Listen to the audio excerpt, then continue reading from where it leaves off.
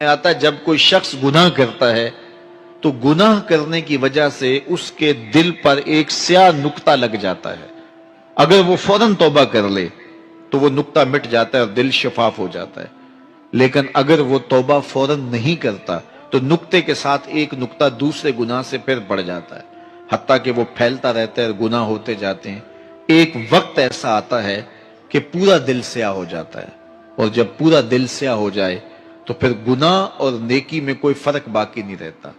پھر انسان کی زندگی جو ہے وہ گناہوں کا مجموعہ بھی بن جائے تو اس کو کوئی فرق نہیں پڑتا. فرمایا گیا حاسبو قبل ان تحاسبو، اس سے قبل کہ تمہارا حساب کیا جائے اپنا حساب خود کرو.